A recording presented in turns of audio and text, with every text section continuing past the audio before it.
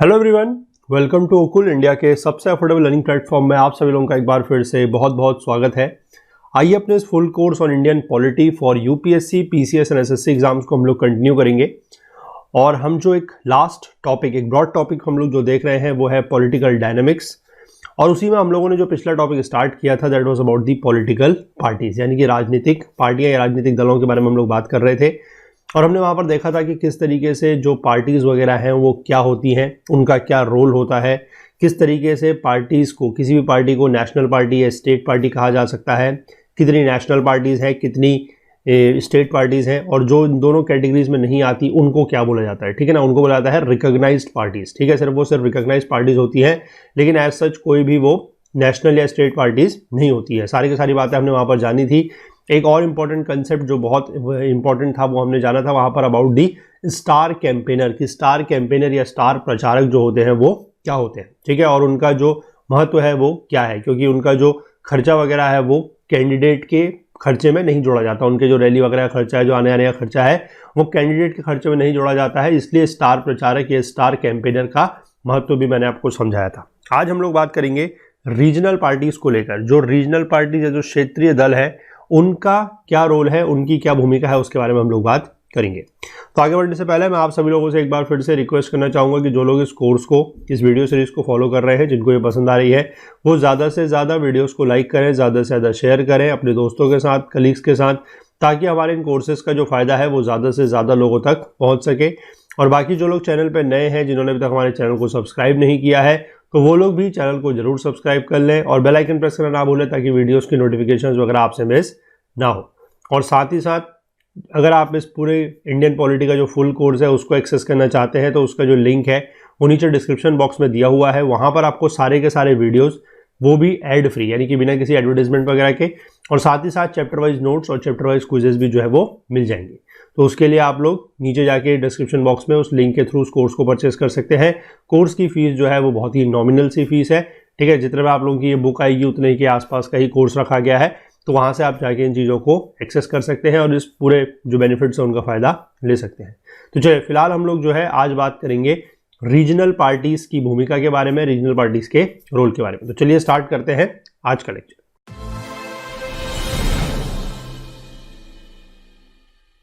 देखिए, role of regional parties, इसमें क्या लिखा है? The presence of a large number of regional parties is an important feature of the Indian political system. यानी कि हमारे वहां लार्ज नंबर में रीजनल पार्टी जो है, क्षेत्रीय दल जो है, उनका होना इंडियन पॉलिटिकल सिस्टम का एक क्या है, एक इंपॉर्टेंट फीचर है।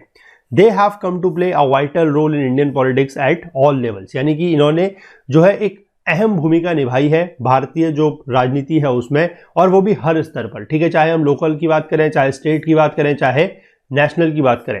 This is more so in the context of new era of collision politics. और आज की डेट में जो कोलिजन पॉलिटिक्स का एक एरा चल रहा है, कोलिजन पॉलिटिक्स में आपको बताया था जो गठबंधन की सरकार वगैरह बनती है, उसके एरा में इसका जो रोल है, किसका, रीजनल पार्टीज का जो रोल है वो और भी ज्यादा बढ़ जाता है। ठीक है, फीचर्स देखेंगे रीजनल पार्टीज के क्या क्या होते हैं। Following are the features of a regional party. ठीक, it generally operates within a particular state और a specific region. Its electoral base is limited to a single region. ठीक है, अभी आप नाम से ही समझ सकते हैं, रीजनल मतलब क्षेत्रीय पार्टी है। ठीक है, तो किसी पर्टिकुलर स्टेट या किसी स्पेसिफिक रीजन के अंदर ये काम करेगी, और इसका जो इलेक्टोरल बेस है, मतलब जितने भी इसके वोटर्स वगैरह होंगे वो बहुत ही सीमित होंगे। ठीक है, मतलब इसकी आप कह सकते हैं कि ओवरऑल कंट्री वाइड या नेशन वाइड इसकी एक जो पकड़ है वो नहीं होगी। ठीक है, वो सिर्फ और सिर्फ एक सिंगल रीजन में या किसी पर्टिकुलर स्टेट में ही हो सकती है जहां की ये पार्टी होगी। ठीक, दूसरा है, it articulates regional interest and identifies itself with the particular cultural, religious, linguistic और एथनिक ग्रुप। यानी कि ये रीजनल इंटरेस्ट से संबंध रखती है। ठीक है ना, मतलब कहीं किसी क्षेत्र के जो भी मुद्दे वगैरह है उनको लेकर, और साथ ही साथ ये अपने को आइडेंटिफाई करती है किसी कल्चरल, रिलीजियस, लिंग्विस्टिक या एथनिक ग्रुप के साथ। ठीक है, it is primarily concerned with exploiting the local resources of discontent और preserving a variety of primordial demands based on language, caste और कम्युनिटी और रीजन। ठीक है, यानी कि जो लोकल रिसोर्सेज ऑफ डिस्कंटेंट है उनको ये एक्सप्लॉइट करती है। लोकल रिसोर्सेज ऑफ डिस्कंटेंट का मतलब है कि जो लोग वहां पर लोकली हैं, ठीक है, उन लोगों की जो भी डिमांड वगैरह है, जो पहले से उनकी डिमांड है वो पूरी नहीं होती आई है, तो उसको ये एक्सप्लॉइट करते हैं। क्योंकि देखिए, सरकार मतलब किसी भी, जैसे मान लीजिए एक कोई रीजन है, ठीक है, उस रीजन में अगर पहले से ही एक या दो पार्टीज हैं और कोई तीसरी पार्टी अगर वहां पर एंटर करती है, तो वो तीसरी पार्टी किस बेसिस पे एंटर करेगी, ठीक है, या फिर तीसरी पार्टी का आप कह सकते हैं कि वो सफल कब हो सकती है, जब लोग पहली दो पार्टी से संतुष्ट ना हो, ठीक है, यानी कि लोगों की जो इच्छाएं हैं, जो लोगों की जरूरतें हैं, वो पहले की जो एग्जिस्टिंग पार्टीज हैं, दो या उससे ज्यादा जितनी भी हो, अगर वो उनकी डिमांड्स को, उनके एस्पिरेशंस को फुलफिल नहीं कर पा रही है, तो कोई तीसरी पार्टी आ सकती है, ठीक है ना। तो तीसरी पार्टी तभी आ सकती है जब वो वहां के लोगों का जो डिस्कंटेंट है, डिस्कंटेंट मतलब जो लोगों का असंतोष है, और वो भी लोकली, ठीक है, मतलब उस स्तर पर अगर हम बात करें, लोकल स्तर पर बात करें, तो लोगों का जो असंतोष है उसको एक्सप्लॉइट अगर ये कर रहे हैं, तो वहां पर जो है इस तरीके की जो रीजनल पार्टीज हैं वो आपके उसमें आ सकती हैं, ठीक है, पिक्चर में आ सकती हैं, ठीक। इसके बाद इट फोकसेस ऑन लोकल और regional issues and aims to capture political power at the state level. ये जो लोकल मुद्दे हैं या जो रीजनल मुद्दे हैं उन पर फोकस करती है, और इनका जो एम है, जो इनका लक्ष्य है, जो इनका मकसद है, वो क्या है, पॉलिटिकल पावर को कैप्चर करना स्टेट लेवल पर। It has no inclination to expand and control the central government. मतलब इनका जो एक मुद्दा रहता है, ये सिर्फ और सिर्फ लोकल और जो रीजनल इश्यूज हैं, ठीक है, उन पर ध्यान देते हैं, उन पर फोकस करते हैं, और इनका जो एक मकसद रहता है वो ये है कि स्टेट लेवल पर, यानी कि राज्य के स्तर पर जो है ये पॉलिटिकल पावर को कैप्चर करना चाहते हैं, यानी कि ये सत्ता में आना चाहते हैं स्टेट लेवल पर। लेकिन इसका इनसे ज्यादा कोई भी इरादा नहीं होता है कि हम सेंट्रल लेवल पर जाकर किसी दिन सरकार बनाएंगे, ठीक है, भारत की सरकार नहीं बनानी है, सिर्फ और सिर्फ राज्य की सरकार तक ही इनका जो है मकसद या एम जो है वो सीमित रहता है। It has a political desire for greater regional autonomy of states in the Indian union. इनकी पॉलिटिकल डिजायर होती है कि जो भी स्टेट है उसको ज्यादा रीजनल ऑटोनॉमी प्रोवाइड हो। ऑटोनॉमी का मतलब होता है, ऑटोनॉमस मतलब होता है अपने आप काम करने की पावर, एक तरीके से कहते हैं स्वायत्तता, ठीक है ना, इंडिपेंडेंस जिसको आप बोल सकते हैं, ठीक। तो ये चाहते हैं कि जो स्टेट्स वगैरह है, मतलब जिस भी स्टेट में ये लोग हैं, उनको ज्यादा रीजनल ऑटोनॉमी मिल जाए, ठीक। इसके बाद अगर हम रीजनल पार्टीज के क्लासिफिकेशन की बात करते हैं, तो हर पार्टी जो है रीजनल वो भी एक जैसी नहीं होती, ठीक है ना, अलग अलग रीजनल पार्टीज अलग अलग तरीके की होती है। तो यहां पर लिखा गया है कि इनको चार कैटेगरीज में बांटा गया है। सबसे पहले देखिए क्या है, those regional parties which are based on regional culture और एथनिसिटी, ठीक है, जो कल्चर, जो रीजन के कल्चर और एथनिसिटी से रिलेटेड है, क्या क्या है देखिए, Shiromani Akali Dal, National Conference, DMK, AIADMK, Telugu Desam, Shiv Sena, Asom Gana Parishad, Mizo national front, Jharkhand Mukti Morcha and so on. ये सारी की सारी रीजनल कल्चर और एथनिसिटी पर बेस्ड है, ठीक। इसके बाद कुछ पार्टीज ऐसी होती हैं जिनका ऑल इंडिया आउटलुक तो है। ऑल इंडिया आउटलुक मतलब आप कह सकते हैं कि पूरे के पूरे भारत का इनका दृष्टिकोण तो है, लेकिन इनका नेशनल इलेक्टोरल बेस नहीं है। मतलब इनका जो पूरा का पूरा वोटर्स वगैरह होते हैं, जैसे कहा जाता है ना, हर पार्टी का कुछ इलेक्टोरल बेस होता है या हर पार्टी का कुछ वोटर्स वगैरह होते हैं, तो इनका ओवरऑल नेशनल इलेक्टोरल बेस नहीं है, ठीक। लेकिन इनका ऑल इंडिया आउटलुक तो जरूर है। मतलब ये किसी एक कल्चर के साथ या एक आप कह सकते हैं एक ग्रुप के साथ इनका जो भी दृष्टिकोण है वो एक ग्रुप तक सीमित नहीं है, वो एक रीजन तक सीमित नहीं है, वो पूरे के पूरे ऑल इंडिया तक सीमित है। लेकिन इनका जो बेस है, जो इलेक्टोरल बेस है, वो नेशनल लेवल पर नहीं है, ठीक है। इस तरीके की पार्टीज हैं जैसे कि Indian National Lokdal, All India Forward Bloc, Revolutionary Socialist Party, Samajwadi Party, National Congress Party and so on.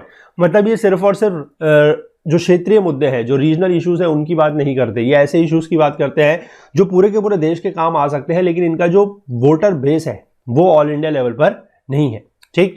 इसके बाद कुछ पार्टीज ऐसी हैं जो नेशनल पार्टीज में स्प्लिट होकर बनी है। नेशनल पार्टीज में स्प्लिट मतलब अगर नेशनल पार्टीज से अलग होकर ये कुछ पार्टीज बनी है, जैसे कि बांग्ला कांग्रेस, भारतीय क्रांति दल, उत्कल कांग्रेस, केरला कांग्रेस, तेलंगाना प्रजा समिति, बीजू जनता दल, राष्ट्रीय जनता दल, जनता Party, Samajwadi Janata Party, Samata Party, Trinamool Congress, YSR Congress and so on. ये बड़ी पार्टीज से अलग होकर, नेशनल पार्टीज से अलग होकर ये छोटी पार्टीज बनी है। और इसके बाद कुछ पार्टीज ऐसी होती हैं formed by individual leaders on the basis of their charismatic personality, यानी कि कुछ लीडर्स ऐसे होते हैं जिनकी कैरिस्मेटिक पर्सनैलिटी होती है, यानी कि करिश्माई इनकी पर्सनैलिटी होती है, तो इन्होंने खुद की पार्टीज बनाई होती है, ठीक है। These are called personalised parties and are short lived. ये पर्सनलाइज्ड पार्टीज कहलाती हैं और इनकी जो लाइफ है वो बहुत ज्यादा एज सच नहीं होती है, ठीक है। जैसे एग्जाम्पल के तौर पर लिखा गया है Lok Janshakti Party, Haryana Vikas Party, Himachal Vikas Congress, Congress J and so on. अब यहाँ पर एक चीज का मैं आप लोगों को फिर से एक डिस्क्लेमर दे रहा हूं, जो मैंने पिछले लेक्चर में भी दिया था, कि यहाँ पर जो भी पार्टीज के बारे में लिखा गया है या पार्टीज को किसी भी कैटेगरी में रखा गया है, वो हमारा पर्सनल विचार या हमारा पर्सनल मत नहीं है, ठीक है ना। जो आप लोगों की बुक में दिया हुआ है उसी को हम लोग यहाँ पर चीज़ों को कवर कर रहे हैं। तो किसी को भी यहाँ पर थोड़ा सा इमोशनल होने की या अगर ज़रूरत नहीं है, और अगर किसी के भी भावनाओं को ठेस पहुँचती है तो वो हमारी एज सच उसमें कोई भी मतलब जिम्मेदारी एज सच नहीं बनती, क्योंकि हमने चीज़ों को अपने एंड से नहीं लिखा है, हम लोगों ने जो बुक में दिया है उसी को हम लोग लेके यहाँ पर चल रहे हैं, ठीक है। इसके बाद हम बात करेंगे रीजनल पार्टीज के राइज को लेकर कि किस तरीके से जो क्षेत्रीय पार्टियां हैं उनका राइज हुआ है, उनका उदय हुआ है। देखिए, there are multiple reasons for the emergence of regional parties in India, these are as follows, यानी कि इतनी सारी रीजनल पार्टीज इंडिया में हैं तो ये कैसे आई, ठीक है। देखते हैं। सबसे पहला है cultural and ethnic pluralism in the Indian society. Indian society में आपको पता है कि बहुत सारे कल्चर्स हैं, बहुत सारे एथनिक ग्रुप्स वगैरह हैं, तो उसकी वजह से अलग अलग पार्टीज यहाँ पर उभरी हैं। साथ ही साथ economic disparities and regional imbalances in the development, यानी कि डेवलपमेंट के मामले में, विकास के मामले में यहाँ पर इकोनॉमिक डिस्पैरिटीज है, ठीक है, यानी कि आप कह सकते हैं आर्थिक तौर पर भी असमानताएं हैं। साथ ही साथ क्षेत्र में भी क्या है, इम्बैलेंसेज वगैरह हैं, उस वजह से ही पार्टीज आई हैं। डिजायर ऑफ सर्टेन सेक्शंस और areas to maintain separate identity due to historical factors, ठीक है, यानी कि सर्टेन सेक्शंस, कुछ स्पेसिफिक वर्ग हैं, कुछ एरियाज हैं, वो अपनी सेपरेट आइडेंटिटी जो है वो मेंटेन करना चाहते हैं, उसको लेकर भी कुछ रीजनल पार्टीज आई हैं। Self interest of the deposed Maharaja's और द डिस्पोजेस्ड जमींदार्स, ठीक है, ऐसे महाराजाज या ऐसे जमींदार जो डिपोज्ड है, यानी कि जिनको अपने पद से हटा दिया गया है, जो डिस्पोजेस्ड कर दिए गए हैं, जो बेदखल कर दिए गए हैं, उन्होंने अपने सेल्फ इंटरेस्ट में भी कुछ पार्टियां जो है इस तरीके की खड़ी करी हैं। इसके बाद failure of national politics to meet the regional aspirations. अब जो रीजनल पॉलिटिक्स है या जो नेशनल पार्टीज वगैरह हैं, वो कभी कभी जो लोगों की रीजनल एस्पिरेशंस है, मतलब किसी एक स्पेसिफिक क्षेत्र के जो लोग हैं, उनकी आकांक्षाएं हैं, उनके एस्पिरेशंस हैं, उसको पूरा नहीं कर पाते, इसलिए फिर उस क्षेत्र में, उस रीजन में, उस स्टेट में जो है रीजनल पार्टीज उभर आती हैं। Reorganisation of states on the basis of language, language के आधार पर, भाषा के आधार पर जब स्टेट्स का रीऑर्गेनाइजेशन हुआ तब भी इस तरीके की रीजनल पार्टीज बनी है। रीजनल लीडर्स की कैरिस्मेटिक पर्सनैलिटी की वजह से, जो मैंने आपको बताया ऊपर, पर्सनलाइज्ड पार्टीज, ठीक है। Factional fights within the large parties, ये वही है कि नेशनल पार्टीज से अलग होकर, स्प्लिट होकर कुछ पार्टीज बनी है। Role of caste and religion in the political process, ठीक है, पॉलिटिकल प्रोसेस में कास्ट यानी कि जाति और धर्म का जो रोल है उसको लेकर भी कुछ पार्टीज बनी है। Then we have alienation and discontentment among the tribal groups, जो ट्राइबल ग्रुप्स हैं उनको जैसे एलियनेट कर दिया जाता है, मतलब उनको अलग कर दिया जाता है, उनके बीच में अगर असंतोष की भावना है, तब भी कुछ रीजनल पार्टीज इस तरीके से बनी है, ठीक है। इसके बाद अगर हम बात कर लें कि रीजनल पार्टीज का रोल क्या है, मेन बात तो ये है, the following points highlight the role played by the regional parties in Indian politics. पहला है they have provided better governance, इन्होंने बेहतर शासन दिया है, ठीक है, and stable government at the regional level, regional level पर ये स्टेबल गवर्नमेंट देते हैं। क्यों? क्योंकि देखिए रीजनल लेवल पर क्या है, लोग इनसे संतुष्ट रहेंगे तो लोग इनके खिलाफ नहीं जाएंगे, ठीक है ना, और इन सरकार को चुना जाएगा तो ये थोड़ा सा स्टेबल गवर्नमेंट भी रहेगी। अगला है they have posed a challenge to the one party dominant system in the country and led to a decline in the domination of the Congress party, ठीक है। हमने पहले देखा था कि वन पार्टी डोमिनेंट सिस्टम हुआ करता था, स्पेसिफिकली कांग्रेस पार्टी जो थी वो बहुत समय तक सत्ता में बनी रही थी, तो उसको भी इन्होंने चैलेंज दिया, चुनौती दिया, और कांग्रेस पार्टी का जो डोमिनेशन है उसको भी थोड़ा सा क्या किया, कम किया, ठीक। दे have made a strong impact on the nature and course of the centre state relation, जो सेंटर स्टेट रिलेशन है यानी कि केंद्र और राज्य के बीच में जो संबंध है उस पर भी एक गहरा असर इन्होंने डाला है, गहरा प्रभाव डाला है। The tension areas in the centre state relations and the demand for grant of greater autonomy made the central leadership more responsive to the needs of the regional actors. अब कोई अगर मान लीजिए रीजनल पार्टीज हैं, ठीक है, जो एक स्पेसिफिक रीजन या स्पेसिफिक स्टेट तक ही अपने को सीमित रखे हुए हैं, जो वहाँ के लोगों के एस्पिरेशंस को लेकर काम करना चाहती हैं, तो अगर इस तरह की कोई पार्टीज होंगी तो वो केंद्र के ऊपर फिर दबाव बना सकती हैं, ठीक है ना, ग्रांट वगैरह के लिए और सेंटर रिलेशंस, जो सेंटर स्टेट रिलेशंस है उसको बेहतर बनाने के लिए। तो इसलिए फिर क्या होगा कि अगर राज्यों की तरफ से या रीजन्स की तरफ से अगर दबाव पड़ेगा केंद्र सरकार के ऊपर, तो फिर उनको भी थोड़ा सा ज्यादा क्या बनाएगा, ये रिस्पॉन्सिव बनाएगा, ठीक है, रिस्पॉन्सिबल बनाएगा, रिस्पॉन्सिव बनाएगा, ठीक है। They have made politics more competitive and popular participation in the political process more extensive at the grass roots, ठीक है। इसने पॉलिटिक्स को क्या बना दिया है, कंपिटेटिव बना दिया। देखिए ये तो ऑब्वियस सी बात है, कंपिटेटिव क्यों बना दिया, क्योंकि ज्यादा जितनी पार्टीज होंगी कंपटीशन अपने आप बढ़ेगा, ठीक है ना। ये आप भी समझ सकते हैं, अगर आपको एग्जाम दे रहे हैं उसमें अगर ज्यादा नंबर ऑफ कैंडिडेट्स जो है वो फाइट कर रहे हैं और नंबर ऑफ सीट्स जो है वो कम है, तो अपने आप ही कंपटीशन बढ़ जाएगा। तो सिमिलरली ये है कि ज्यादा अगर पार्टीज होंगी तो कंपटीशन बढ़ेगा। और साथ ही साथ पॉपुलर पार्टिसिपेशन, पॉपुलर पार्टिसिपेशन का मतलब है कि जो लोग हैं ठीक है ना, जो लोग हैं ग्रास रूट लेवल पर उनका पार्टिसिपेशन यहाँ पर बढ़ रहा है। तो ये चीज तभी हो सकती है जब आपकी कोई रीजनल पार्टी होगी। अब आप किसी नेशनल पार्टी में जाके तो आप अपना रोल नहीं निभा सकते, ठीक है। अगर कोई गांव का आदमी है तो कोई रीजनल पार्टी में उसकी आवाज फिर भी कोई सुनेगा, ठीक है। नेशनल पार्टी में आप जाएंगे, आप बात करेंगे तो आपकी आवाज ऐसा कोई भी नहीं सुनेगा, तो पॉपुलर पार्टिसिपेशन वहां पर नहीं हो सकता है। लेकिन रीजनल पार्टीज के केस में ये पॉपुलर पार्टिसिपेशन हो सकता है, ठीक है। They have widened the choice for voters in both the parliamentary and assembly elections. The voter can vote for that party which aims to promote the interest of their state and region. ठीक है, यानी कि voters की choice को भी बढ़ा है। अब पहले क्या है कि आपके क्षेत्र में अगर ज्यादा पार्टियां नहीं है, ठीक है, एक या दो पार्टीज हैं, अगर वही चुनाव लड़ रही हैं तो जो वोटर्स होंगे उनके पास विकल्प नहीं है, वो सिर्फ आपको ही वोट दे सकते हैं, मतलब उन दो पार्टी में से ही वोट दे सकते हैं। अब अगर वहां पर नंबर ऑफ रीजनल पार्टीज आ गई है तो जो वोटर है, ठीक है, जो एक इलेक्टर है, उसके पास भी क्या हो गया है, विकल्प ज्यादा हो गए हैं, ऑप्शन ज्यादा हो गए हैं। अब वो ये देख सकता है कि कौन सी पार्टी ऐसे है या कौन से नेता ऐसे हैं जिनके ऊपर उनका भरोसा ज्यादा है, जो उनकी एस्पिरेशंस को, उनकी जरूरतों को पूरा करेंगे, तो वो उनके हिसाब से वोट दे सकते हैं। तो उनकी भी एक चॉइस जो है वो बढ़ जाएगी। They have increase the political consciousness of the people and also their interest in politics. ठीक है, लोगों की जो पॉलिटिकल कॉन्शियसनेस है उसको बढ़ाया है, और लोगों की क्या है कि लोगों का इंटरेस्ट भी बढ़ गया है। They bring into focus the local और regional issues which immediately attract the attention of the masses. अभी जो रीजनल पार्टीज हैं ये रीजनल इश्यूज के बारे में बात करेंगी, ठीक है, आपके घर गली मोहल्ले के जो इश्यूज हैं, मुद्दे हैं, उनके बारे में बात करेगी। तो ऑब्वियस सी बात है, अगर ऐसे किसी मुद्दे की बात की जाएगी तो आप लोगों का ध्यान जो है वो ज्यादा मतलब अट्रैक्ट होगा, आप लोग अटेंशन दे सकते हैं। अब कोई नेशनल पार्टीज है जो मान लीजिए फॉरेन पॉलिसीज की बात कर रही है, ठीक है, आपके क्षेत्र में कभी भी मान लें रैली हो रही है, कुछ भी हो रही है, फॉरेन पॉलिसीज की बात की जा रही है, ठीक है, या कोई भी और बड़ी बड़ी बातें की जा रही है, न्यूक्लियर डील की बात की जा रही है, कोई भी इस तरह की बात की जा रही है, मतलब फॉर एग्जांपल, तो वो आपको उतना ज्यादा अट्रैक्ट एज सच नहीं करेगी। लेकिन अगर कोई रीजनल पार्टी है जो आपके घर गली मोहल्ले के जो समस्याएं हैं, जो इश्यूज हैं, उनको अगर उजागर कर रही है, उनकी अगर आपसे बात कर रही है, तो फिर आपकी जो अटेंशन है वो अपने आप ही उस पार्टी की तरफ को चली जाएगी।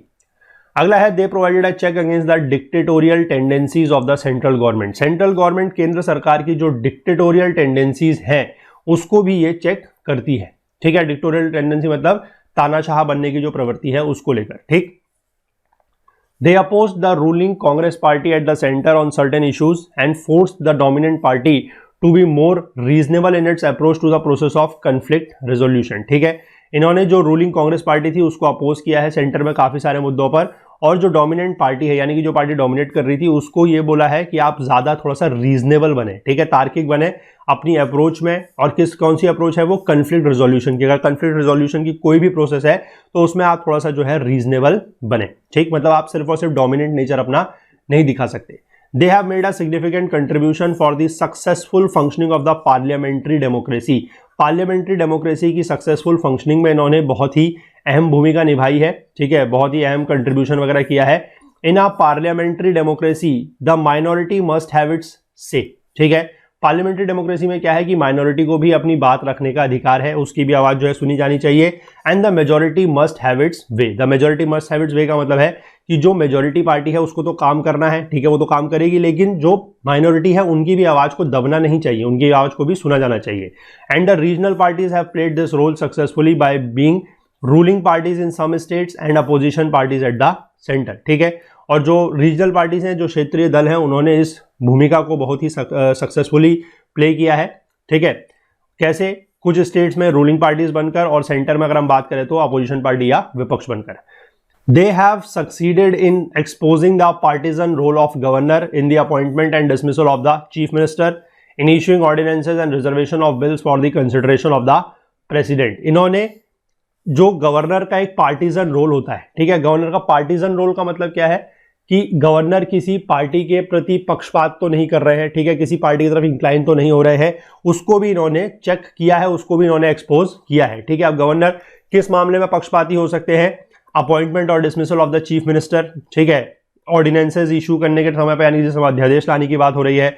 और साथ ही साथ एक कंसेप्ट आपको और पता है कि जो स्टेट लेजिस्लेचर के बिल होते हैं वो गवर्नर अगर चाहे, राज्यपाल अगर चाहे तो प्रेसिडेंट के लिए क्या कर सकते हैं, रिजर्व भी कर सकते हैं, ठीक है ना। तो उसको लेकर भी अगर क्या गवर्नर जो है, क्या राज्यपाल जो है वो किसी पार्टी का पक्ष ले रहे हैं या निष्पक्षता से काम कर रहे हैं, उस चीज को भी एक्सपोज करने का काम रीजनल पार्टीज ने, क्षेत्रीय दलों ने किया है। After the dawn of the era of coalition politics, the regional parties have assumed an important role in national politics. ठीक है, जब से कोलिजन पॉलिटिक्स का दौर आया है तब से जो रीजनल पार्टीज हैं, जो क्षेत्रीय दल हैं, इनकी नेशनल पॉलिटिक्स में जो रोल है वो बढ़ गया है।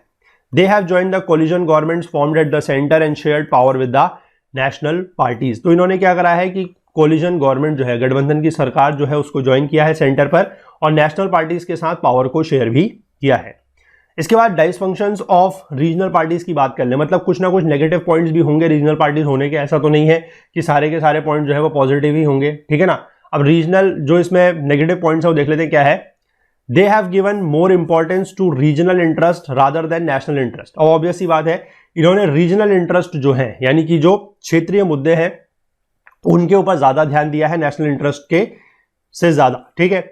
They have neglected the implications and consequences of their narrow approach to the resolution of national issues, ठीक है। अब इनकी जो नैरो अप्रोच है, क्योंकि ऑब्वियसली बात है ये सिर्फ स्टेट्स और रीजन तक ही सीमित है, तो इनकी अप्रोच थोड़ा सा नैरो होगी, ठीक है। तो नैरो अप्रोच होने की वजह से क्या इंप्लीकेशंस या कंसिक्वेंस हो सकते हैं, किसके ऊपर, रिजोल्यूशन ऑफ नेशनल इश्यूज के ऊपर उन्होंने इस पर ध्यान नहीं दिया है, उसको निगलेक्ट कर दिया है। They have encouraged regionalism, casteism, linguism, communalism and tribalism which have become hurdles to national integration, ठीक है। ऑब्वियस सी बात है, अब ये पार्टीज बनी ही इसी आधार पर है, ठीक है, कास्ट के आधार पर, लिंग्विस्टिक यानी कि लैंग्वेज के आधार पर, कम्युनिटी के आधार पर। तो इन्होंने इन चीज को बढ़ावा दिया है और इन सब की वजह से क्या है कि जो नेशनल इंटीग्रेशन है, यानी कि जो राष्ट्रीय अखंडता है, उसको थोड़ा सा क्या पड़ा है, उस पर असर पड़ा है। They are responsible for the unresolution of the inter state water disputes, inter state border disputes and other inter state issues. और इस तरीके की जो पार्टीज हैं वो कभी कभी जो इंटर स्टेट यानी कि जो अंतर्राज्यीय हमारे वाटर डिस्प्यूट्स हैं, अंतर्राज्यीय जो हमारे बॉर्डर के डिस्प्यूट हैं और बाकी अगर कोई अंतर्राज्यीय मुद्दे हैं तो उनके अनरिजोल्यूशन के लिए ये जिम्मेदार रही हैं, ठीक है। अगर इस तरीके के मुद्दे रिजॉल्व नहीं हो पाते, सुलझ नहीं पाते, तो उसके पीछे इस तरीके के रीजनल पार्टीज का ही रोल माना जाता है, वही इसके लिए जिम्मेदार मानी जाती हैं। They have also indulged in corruption, nepotism, favoritism and other forms of misutilization of power in order to promote their self interest। और इस तरीके की जो पार्टीज हैं वो करप्शन में यानी कि भ्रष्टाचार में, नेपोटिज्म का मतलब मैंने आपको बताया भाई भतीजावाद, ठीक है, फेवरिटिज्म मतलब किसी का फेवर करना और बाकी किसी और तरीके का पावर का मिस यूटिलाइजेशन में भी ये इंडल्ज रहे हैं, शामिल रहे हैं, जिसकी वजह से, और क्यों रहे हैं, अपने नेशनल इंटरेस्ट को प्रमोट करने के लिए, ठीक। They have focused more on the populist schemes and measures to expand and strengthen their electoral base, ठीक है। इन्होंने कुछ इस तरीके की स्कीम्स या मेजर्स या कदम उठाए हैं जिससे ये अपना इलेक्टोरल बेस जो है उसको बढ़ा सके और उसको मजबूत कर सके। This has adversely affected the state economy and development. और इसने क्या हुआ है, इसकी वजह से जो स्टेट की इकोनॉमी है, जो अर्थव्यवस्था है, जो विकास है, उस पर बहुत ही ज्यादा नुकसानदायक असर पड़ा है। They bring in regional factors in the decision making and the policy making by the collision government at the centre, ठीक है, कि अगर सेंटर के द्वारा कोई भी कोलिजन गवर्नमेंट सेंटर में बनती है तो उसकी जो भी डिसीजन मेकिंग है या पॉलिसी मेकिंग है उसमें ये रीजनल फैक्टर्स को लेके आते हैं and they force the central leadership to yield to their demands. अब ऑब्वियस सी बात है, सेंट्रल गवर्नमेंट में अगर कोलिजन की गवर्नमेंट है तो रीजनल फैक्टर्स ये लेके आएंगे और ये सरकार के ऊपर इस बात को लेकर दबाव बनाएंगे कि हमारी जो मांगे हैं, हमारी जो डिमांड्स वगैरह हैं उसको जरूर पूरा किया जाए, अदरवाइज ये अपना समर्थन वापस लेने की बात तक यहाँ पर कोलिजन गवर्नमेंट में करते हैं। तो आई होप कि आपको ये चीजें समझ में आई होंगी। This was all about the regional parties, क्या इनके रोल है, ठीक है, क्या इनके फीचर्स हैं, क्या इनका नेगेटिव पॉइंट्स हैं, ये सारी की सारी बातें आपको यहाँ पर आई थिंक क्लियर हो गई होगी, ठीक है। तो इसी तरीके से अगले चैप्टर में जो अगला लेक्चर रहेगा उसमें हम लोग नेक्स्ट टॉपिक की बात इसी में करेंगे, ठीक है।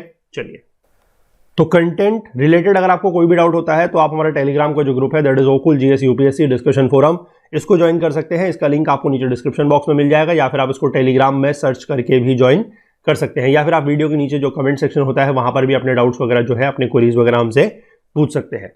बाकी इस पूरी की पूरी वीडियो सीरीज का जो फुल कोर्स है वो हमारी वेबसाइट पर अवेलेबल है। वहां पर अगर आपको सारे के सारे वीडियोस, वो भी बिना किसी ऐड वगैरह के, ठीक है ना, साथ ही साथ ऐड फ्री, और chapter wise notes, chapter wise quizzes मिल रहे हैं। अगर कोर्स को परचेस करने में या कोर्स को हमारी वेबसाइट के थ्रू एक्सेस करने में आपको कोई भी टेक्निकल क्वेरी आती है तो आप हमसे व्हाट्सएप के थ्रू इस नंबर पर या फिर हमारी email ID that is support@okul.co पर भी हमसे कांटेक्ट कर सकते हैं। बाकी हमसे ज़्यादा जुड़ने के लिए आप हमें फेसबुक पे, इंस्टाग्राम पे, लिंक्डइन पे और ट्विटर पर भी फॉलो कर सकते हैं। ये सारे के सारे लिंक आपको जो है नीचे डिस्क्रिप्शन बॉक्स में मिल जाएंगे।